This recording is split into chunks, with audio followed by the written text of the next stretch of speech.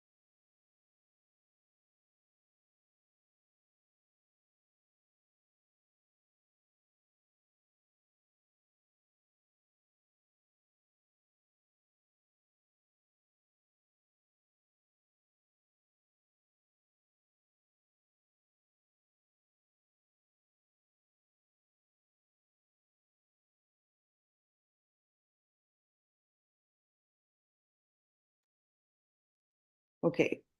Gotham Prithvi, let's start. Welcome, everyone.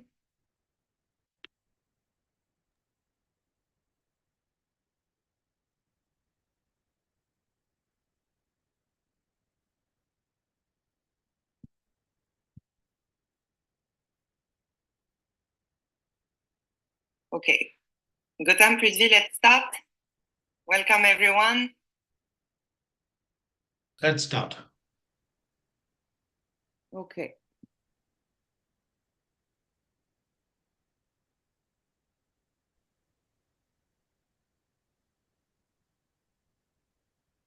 We are live on the YouTube channel for information.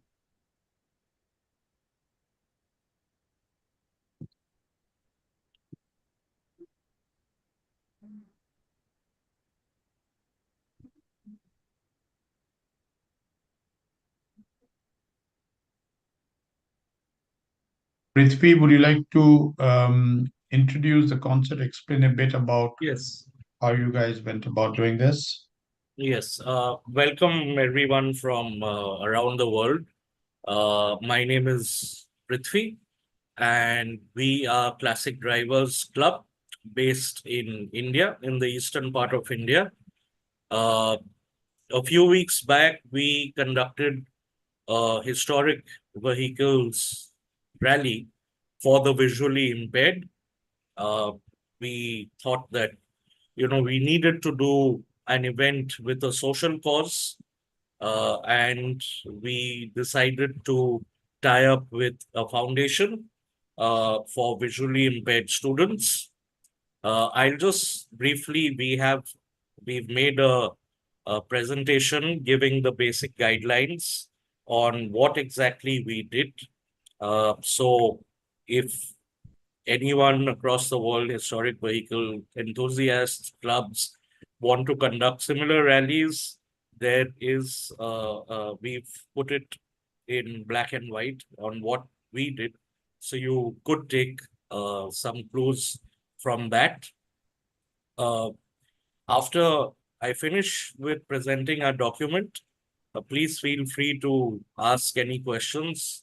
I've got some of my team members here who organized and planned the rally, and we'd be happy to answer your questions. So I'm just going to share my screen. Am I audible to everyone? Yes? Okay, I'm just going to share my screen.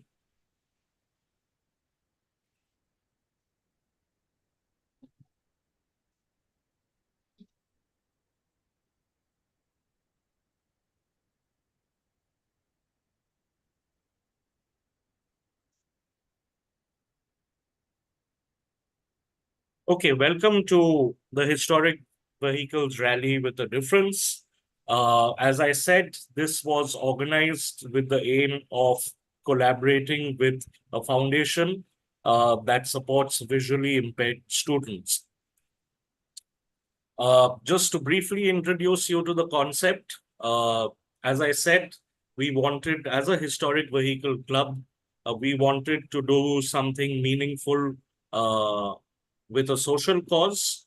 And on the 10th of March this year, we partnered with a foundation called Ek Kadam Aur for education and health, basically to send a message to the broader public that blindness doesn't dim the light of achievement. Now, just to briefly explain, what was different about the rally that we had was that it was a treasure hunt style rally. We did not want an exclusive event only for historic vehicle enthusiasts and drivers and owners. We wanted visually impaired students to be an essential part of the entire event. Uh, it was basically, we chose certain landmarks in the city, uh, and those landmarks were presented in clues, like sort of riddles. Those riddles were then translated into Braille and printed on Braille sheets. And it was the visually impaired student who was sitting in every car that had to actually read out after, figuring out what was written in the Braille sheet, read out the riddles to the owner or the driver driving the cars, and then the driver or the owner driving the car from that clue had to figure out which landmark they had to drive to. So there was a very exciting aspect because of this, because it was something that was not revealed until you actually, decode it, if I can use that word, the clue that was given to the visually impaired student. What you need is basically, of course, as with every event, a good organizing team, which has diverse skills in planning, communication, outreach, logistics, uh, and second, of course, it's partnering with a foundation that is credible. In our case, this foundation specialized in supporting visually impaired individuals. Landmark selection was very important. We selected landmarks around the city, which of course is combined with route planning, because we didn't want landmarks which were very difficult to reach. They had to be accessible, they had to be safe to drive to, and they also had to, of course, being landmarks, they had to be well known. So in doing this, our team, one of the designated organizers, actually went and did a reconnaissance of the route that we had in mind. And after going through the entire route, it was, adjusted for safety reasons, accessibility reasons, and then the route was finalized.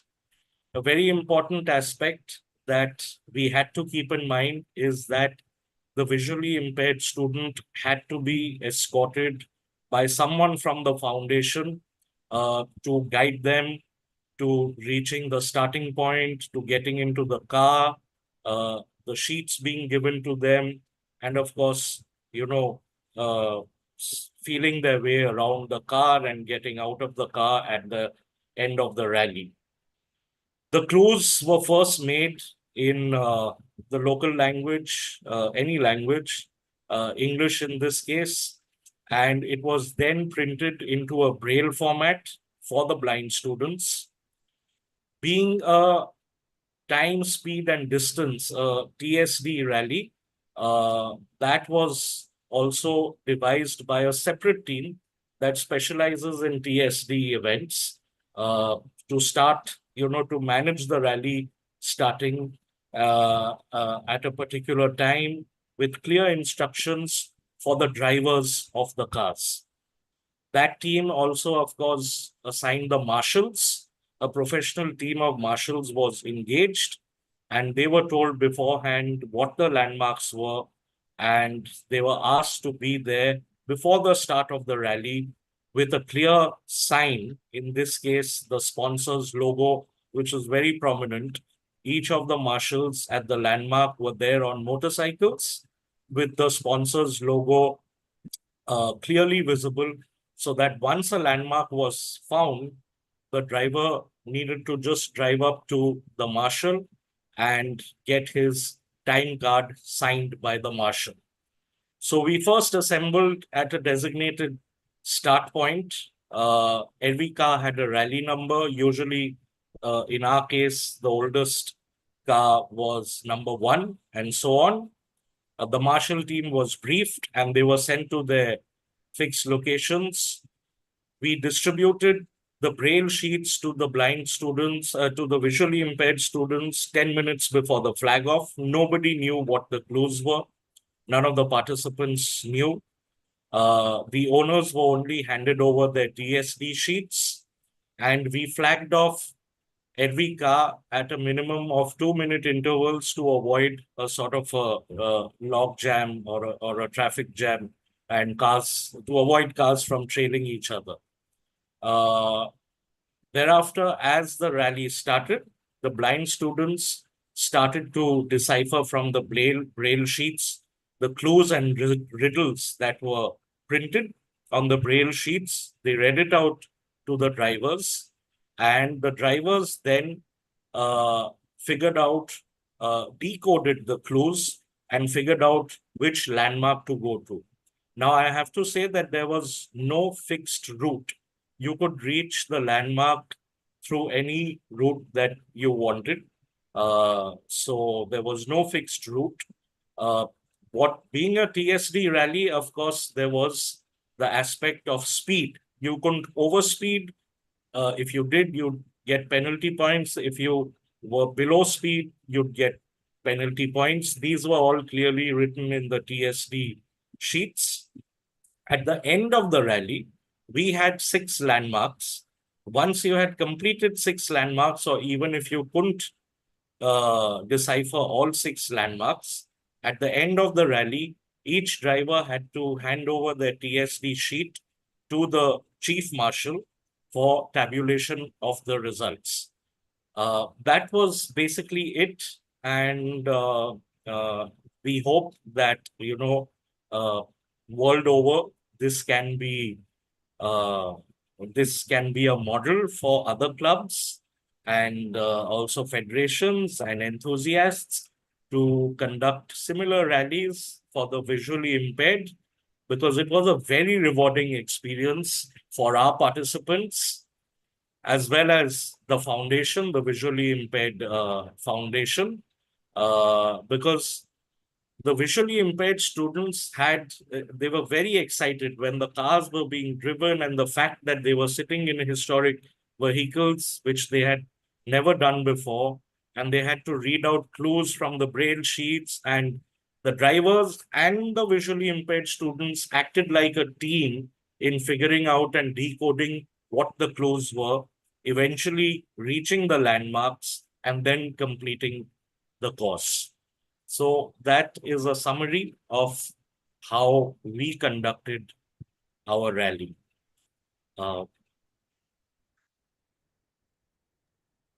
And I'd be happy to answer any questions. My team is also here. In case anybody has any questions which I may not have covered, please feel free to ask. Completely. Can you hear me? Yeah, Andre, we can hear you.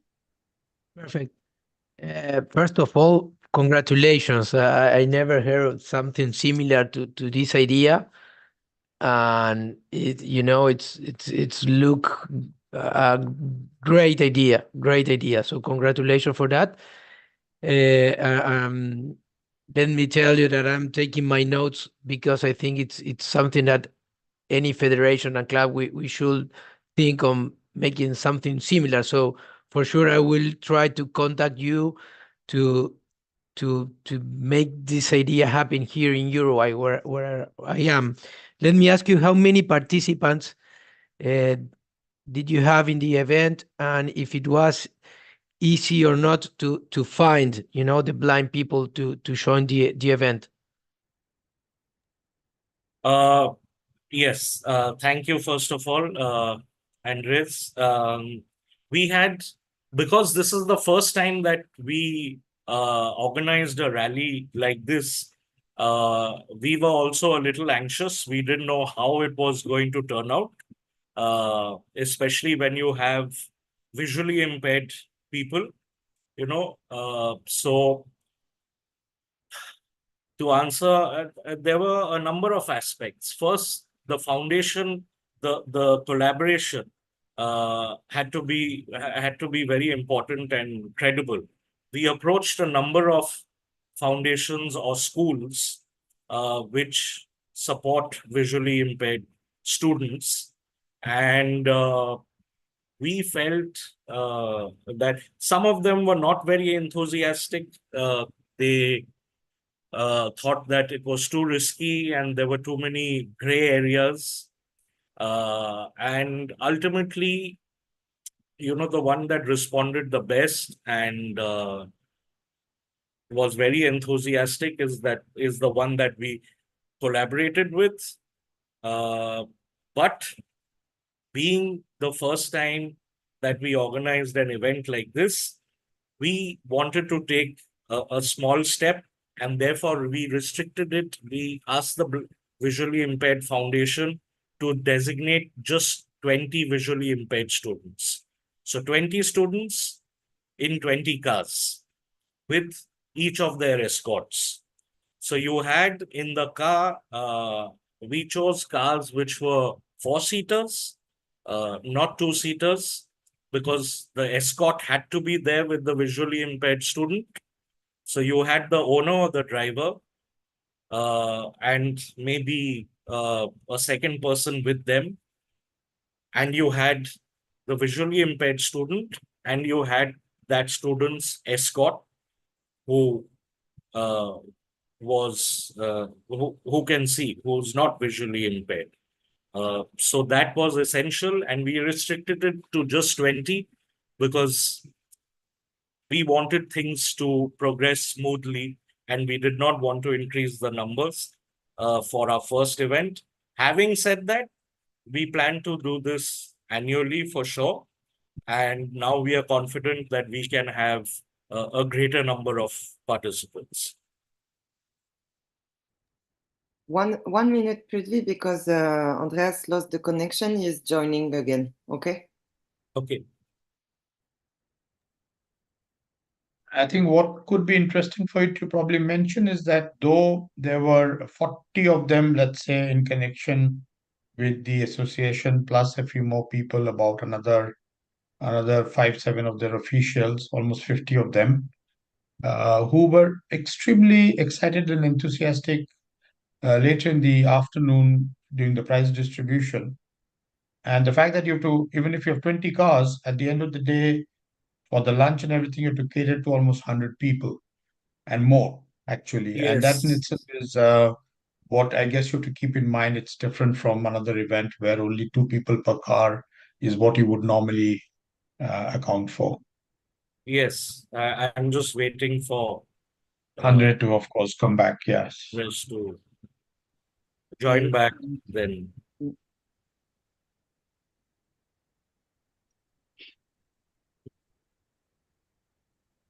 Anybody else would have some other question maybe to ask in the meantime, which could be done, of course. Raghu, would you like to have some? Is there some points you would like to make?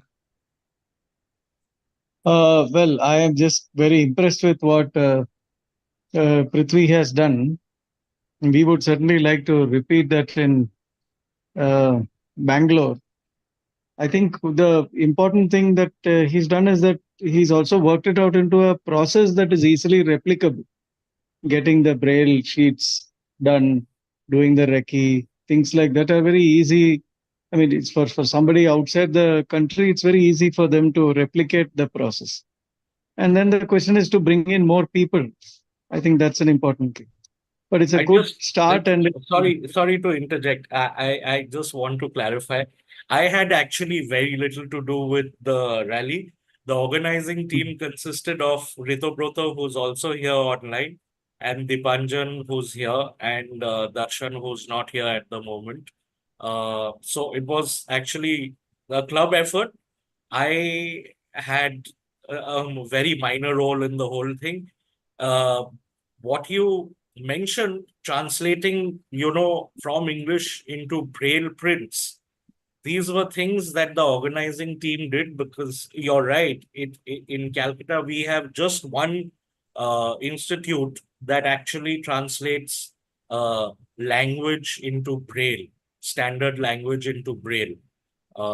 So this is something that, the organizing team, the route planning, this thing, it was an entire team that worked on this event.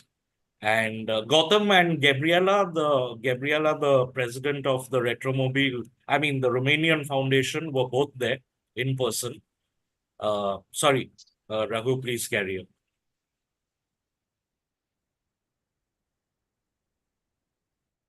See, one thought occurred to me, which is something that is more of a personal thing. A good friend of mine actually is an inventor. I can send you the link of it. He's invented a device that converts electronic text into Braille. Paul D'Souza. In fact, Gautam Sen has met him. Gautam has met him.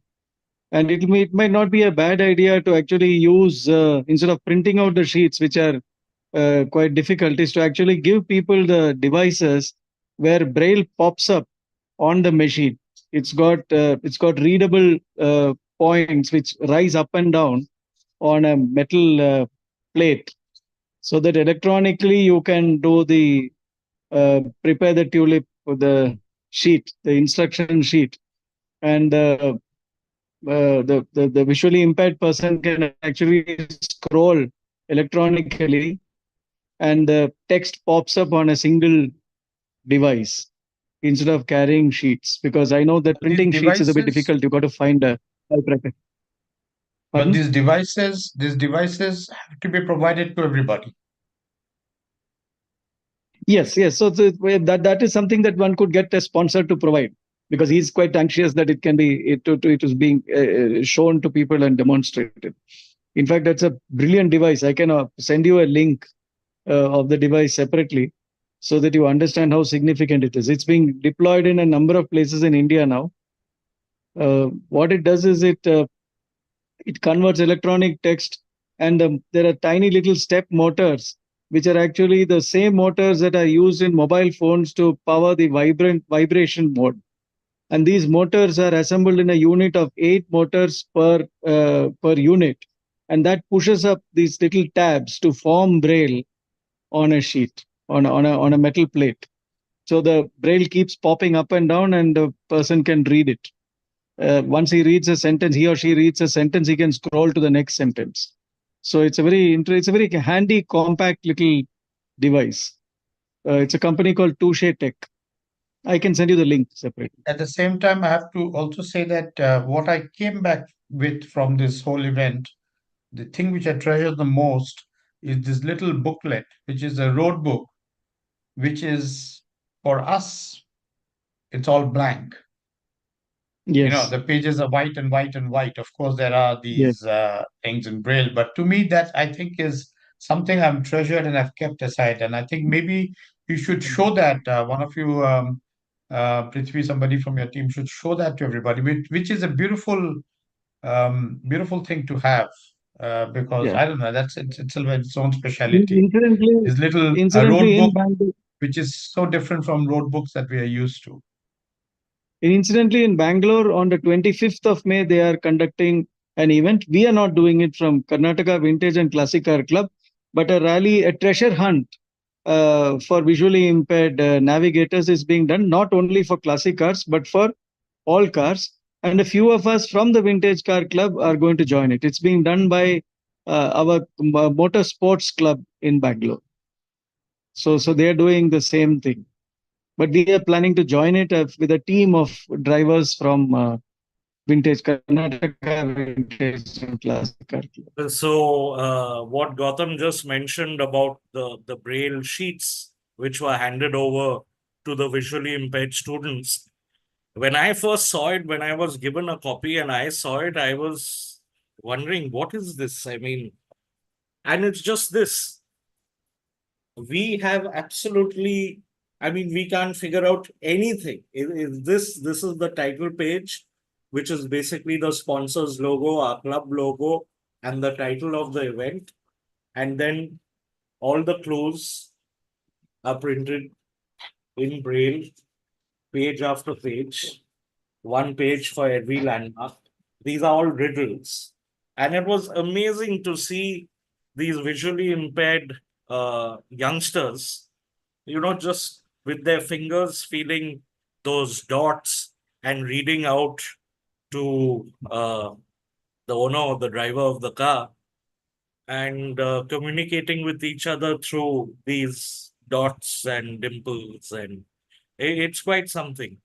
For someone who is not aware at all about, how a braille sheet is read or how visually impaired people read. So that was very, what shall I say? It was quite emotional. Yeah. Also, I would, as Gautam said, even though we had only 20 visually impaired students and 20 cars, each car had 4 people in them. So we had 80 people as far as the vehicle teams were concerned. We had a team of 10 marshals. We had 10 people from the foundation. We had 10 invitees on behalf of our club. So it all added up, and we eventually had around 130 or 140 people. And the event culminated with a presentation sort of ceremony and lunch. And of course, after lunch, the results were read out, and gifts were given to the winners and every participant. All the visually impaired participants were given a certain gifts which they could use, like something to hear, something to feel, because they that's what they can associate with, and they were extremely happy.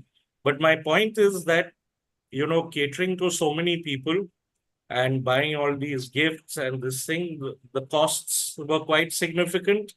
And FIVA helped us in putting us in touch, our club in touch with one of their global partners.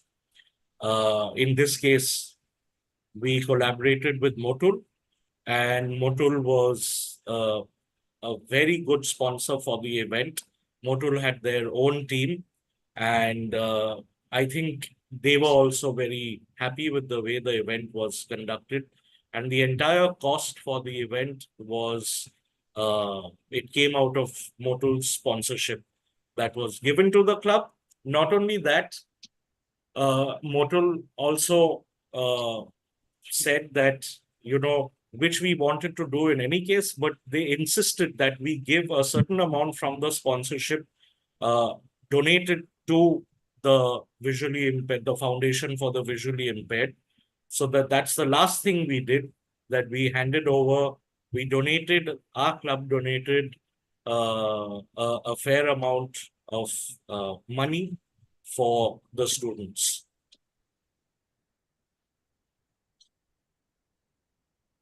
Anders is back, I think. So if you wanted to explain to Anders again the points you were making, because I think he must have missed out what you were saying, Yes, right, so Anders? I guess. I'm so And, sorry. I'm so sorry. I lost my connection and it took me so long to come back. Sorry for that.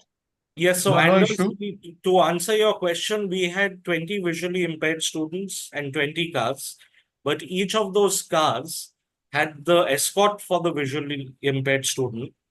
So that's two people, plus the owner or the driver of the car is the third person, and somebody else from the owner or the driver's side in most cases. So you had four people sitting in each car. So there were 80, well, you can say there were actually 80 participants, because each car was a team of four people. And you had 80 participants, you had 10 people from the club's organizational team, you had 10 people from the marshalling team, you had a few invitees, including Gautam and Gabriela from Romania. And of course, the sponsors team was also there.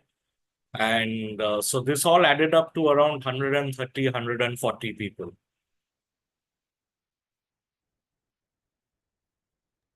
Thanks.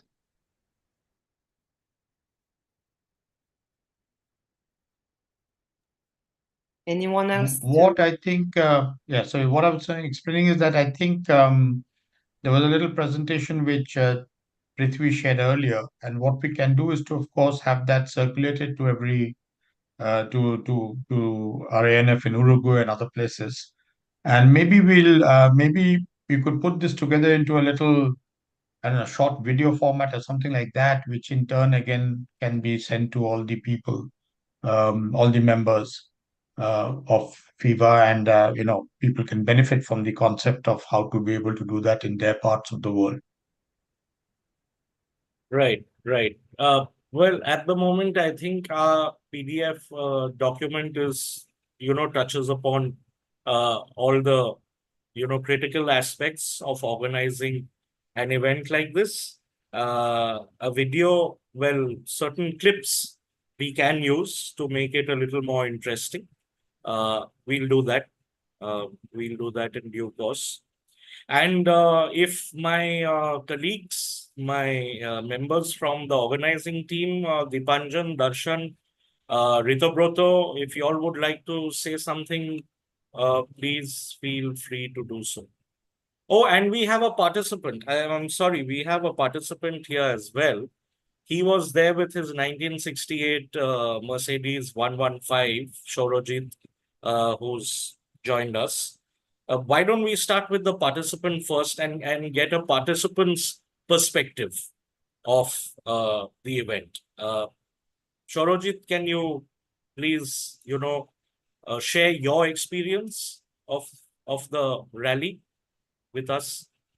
You're on mute at the moment. Can you hear me? Yes. Yeah. Okay. Yeah, this is the first time I've ever done a rally like this. And the thrilling part was to have someone who is actually reading out without knowing where the destination is or what he or she is looking for. You know, it was really thrilling and exciting because I've never experienced it before, and I don't think any of us in the participant group ever experienced it. So extremely happy to know that everybody enjoyed themselves. Every single participant, every single visually handicapped child were thrilled and excited because they could hear the noise, could not see, where people would pass by and say, wow, what a car, or whatever it was. And that was their excitement. And they wanted to do this trip again. I mean, they wanted to come back next year to do this. And I, as a person driving the car, knew or could feel their excitement, which was very, very thrilling. Yeah. Thank you. Yes, that is one aspect which is quite unique. These these uh, these participants uh, have been visually impaired. In most cases, they were born visually impaired, so they've never seen these landmarks. They've heard about the landmarks, but they've never seen them. So all they had was the braille sheets and the clues. And I think in some cases, they themselves figured out what the landmark was because they've heard about it, they've read about it. So, yes, I wasn't a participant because I was in the organizing side, but I can imagine how exciting it must have been in each of these cars during the rally. Uh, Rito, Deepan, Darshan, uh, y'all were part of the organizing team. Do y'all want to pitch in and say something that we may have missed? Nothing as such, Prithvi. You've covered every aspect of the entire event. So I was a participant also, and I was an organizer. It was really wonderful to have these people in the car with us and exciting to note how each and every word was clearly spoken by them, written by their escort, converted into a word, then into a sentence. Some of it was fragmented, and then how people put one and one together and got the clue was something which was really, really fascinating. And it was really heartwarming to do a event with these people. I think I look forward to many such more events in the future in collaboration with CDC and FIBA. That's it from my side.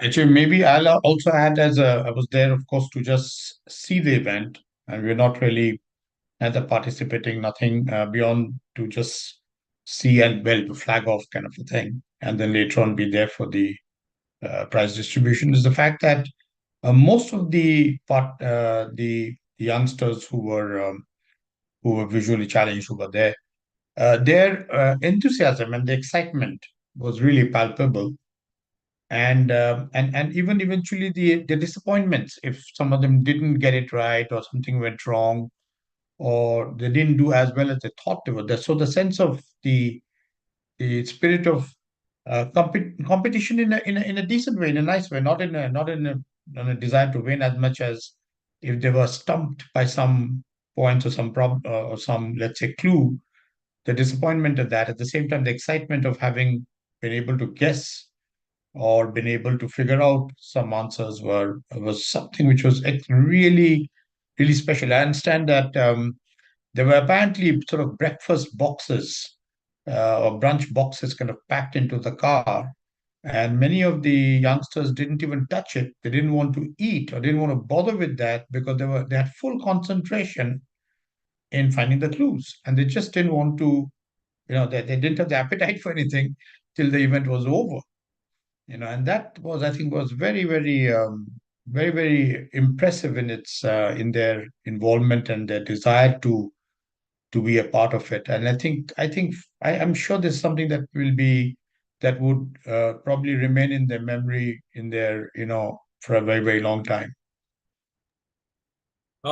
Just to highlight another aspect, according to me, I'm only speaking for myself and my experiences. Uh, we historic vehicle enthusiasts live in our own bubble. Uh, we have our community, we are comfortable in that. But to the vast majority of the general public, many of them actually look down upon people driving cars which seem, they may not necessarily be expensive or very valuable, but to the ordinary person, it instantly strikes them as being something of an excess, something that they can't afford, and therefore something, a negative connotation in their minds. So, very welcome side effect of an event like this. And we made sure that we had partnered with the media through positive publicity by the media of this event. uh, we as a club can say that we have at least targeted a small audience, or reached, rather, not targeted, reached a small part of the general public, uh, who now hopefully understands that, you know, that these guys and these clubs and their fancy cars and fancy bikes can actually do something meaningful other than just beyond having shows amongst themselves and drives, and which don't really result in anything, in any benefit apart from their own community.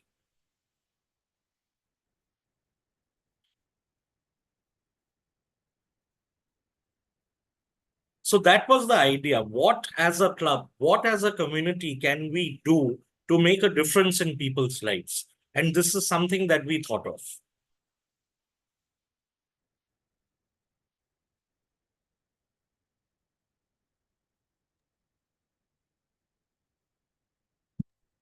On the same point, if I may say something, I think it'll be very interesting to know if and when anybody else does this kind of a drive, a treasure hunt of this kind with impaired children, what would their reaction be? If we get to know about it, it'll be very interesting.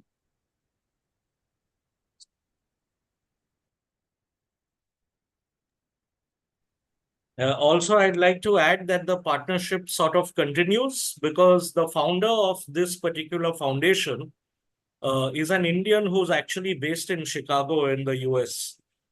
And he's just flown down, and he was so touched by, a completely unrelated uh, entity reaching out to them and offering something for their students, and then donating something, that he has invited all the participants this Sunday. Actually, he's invited all the participants for lunch.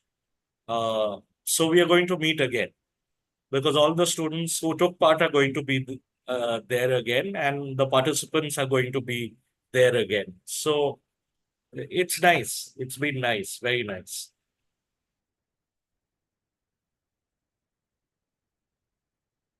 Thank you, Prithvi. And Dipanjan, I can see you there. You want to say something? Cannot hear you. Dipan, we can't hear you at all. Yeah.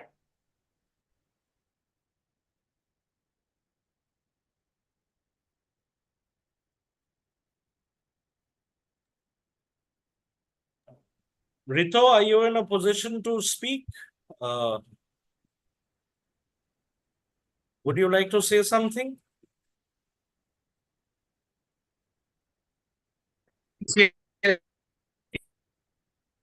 If you know Dipanjan, you will all know that he's a photographer and he lets his photographs do the talking. Mm. Otherwise, somehow his laptop is naturally silent or whatever. It cannot speak.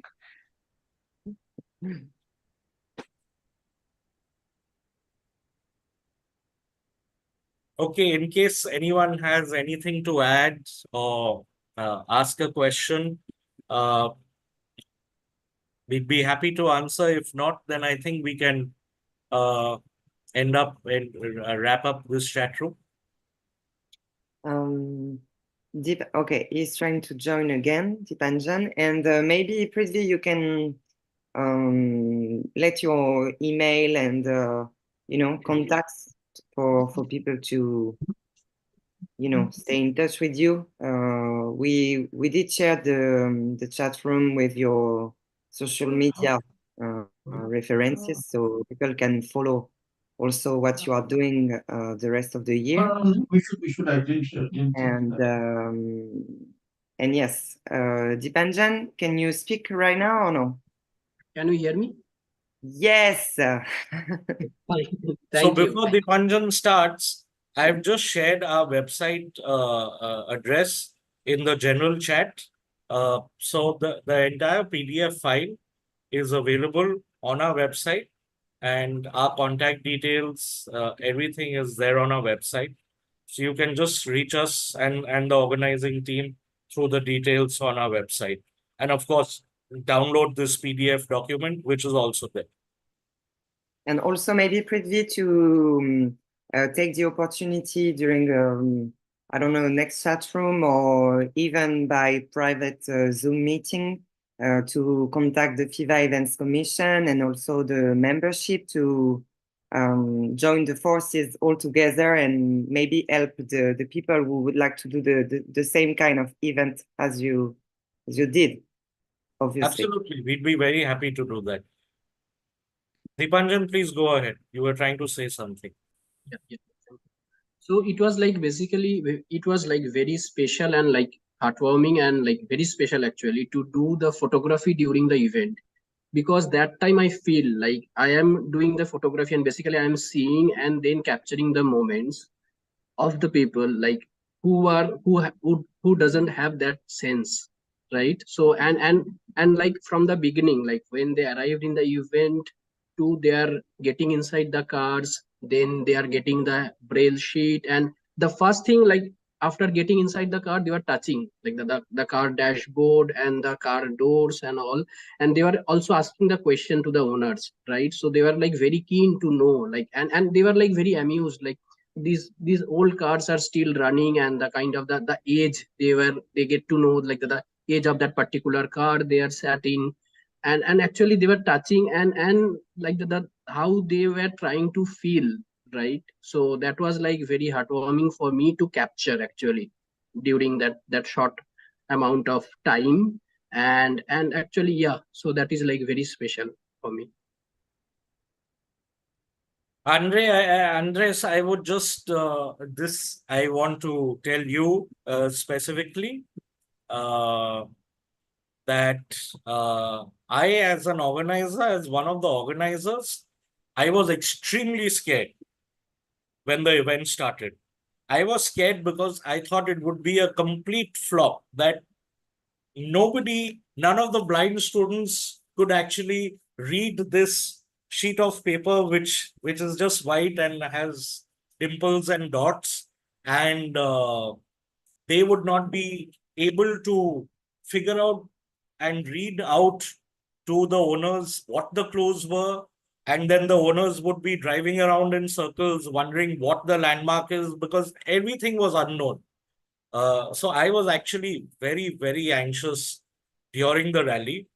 But um, I was so shocked and surprised at the end of the rally when I went to the marshal and I asked the marshal, the chief marshal, how many cards have you got and how many teams actually hit the 6 landmarks. And out of 20, 20 participants, 20 cars, 18 of the teams, 18 had hit all 6 landmarks and 2 had hit 5 landmarks. And the participants all said that no, it was, I mean, the visually impaired students just read out from the braille sheet, told the escort to write it down. The escort told us in English, and then we figured out the result, and we drove and reached the landmark, and that was it. It was as simple as that. So I was very surprised. I thought it was going to be a complete disaster.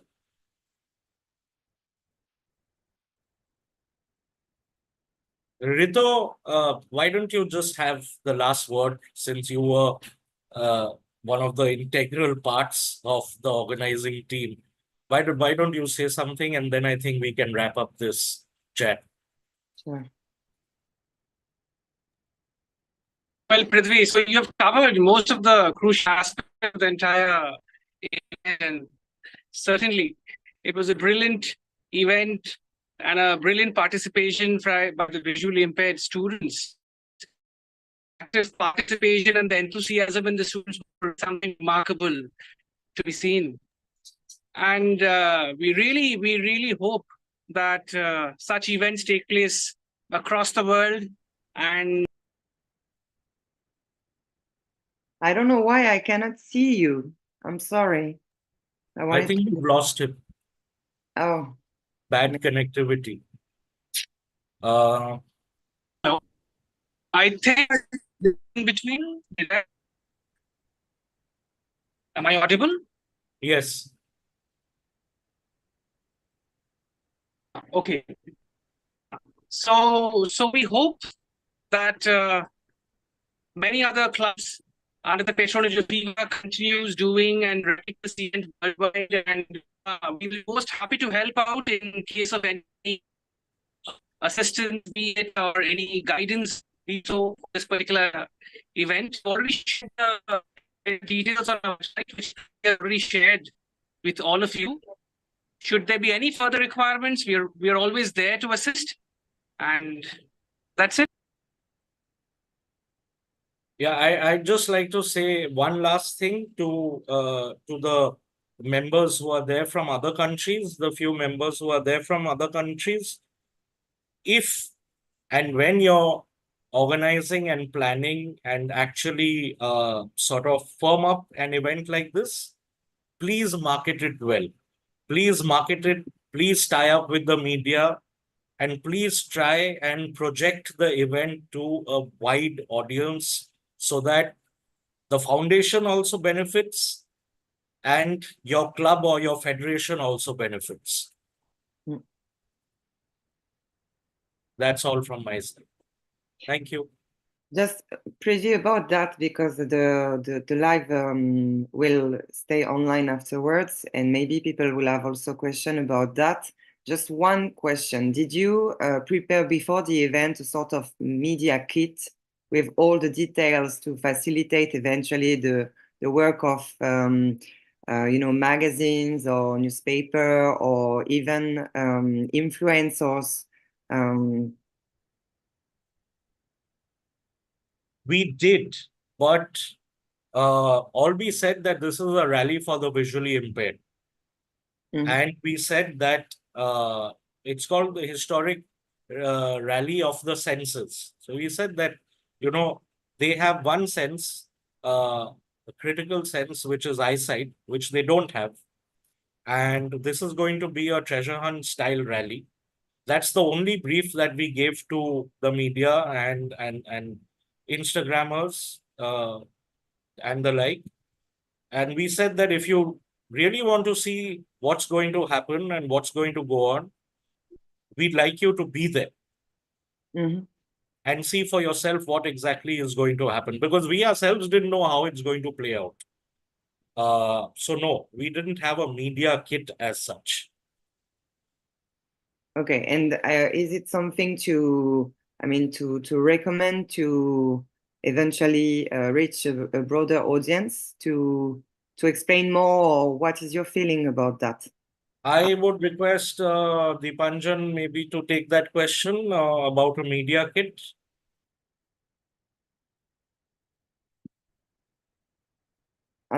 Your mic is off. You're muted. Your mic is off. Okay, sorry.